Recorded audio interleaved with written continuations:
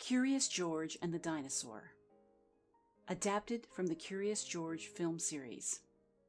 Edited by Margret and Alan J. Shalleck.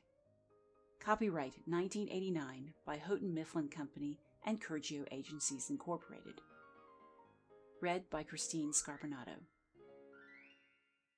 Jimmy's class was taking a field trip to the museum, and George was going along. "We're glad to have you, George," said Mr. Chauncey, the teacher, "but don't get into trouble." At the museum, Mr. Chauncey began to explain one of the displays. These rocks are millions of years old. The students weren't listening. "This is boring," said a student. "It sure is," said another. "When is lunchtime?" asked a third. George wandered off. He didn't find the rocks very interesting either. But in the next room, George saw something very interesting. It was a huge skeleton. What a long tail! It was too much for George to resist. He stepped over the rope and jumped onto the tail. He climbed down, then he climbed up. He climbed up and up until he reached the skeleton's head. Just then, Mr. Chauncey and the class came into the room. "Look at that dinosaur," said Jimmy. "And look at George," he shouted. "Ride him, George," cried a girl. The guards heard the noise. "Get down from there," ordered one of them. "I'm going to get the director," said the other. George was scared. "Is that how they rode dinosaurs in the old days?" a girl asked Mr. Chauncey. "Well, no," he said.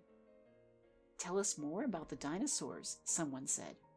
George was curious. What was a dinosaur? "Well," said Mr. Chauncey, "the earth was once full of huge creatures like this." Suddenly, the director of the museum came charging in.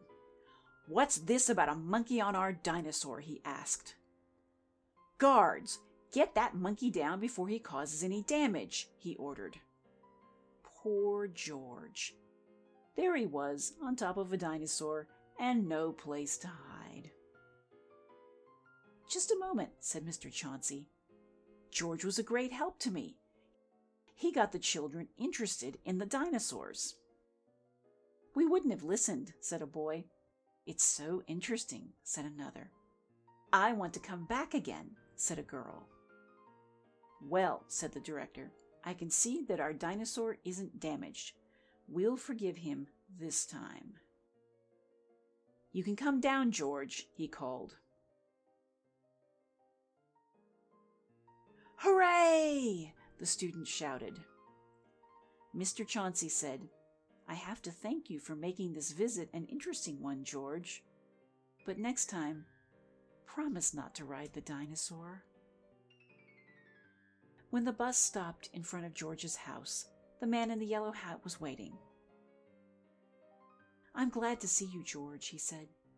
"I hope you kept out of trouble today."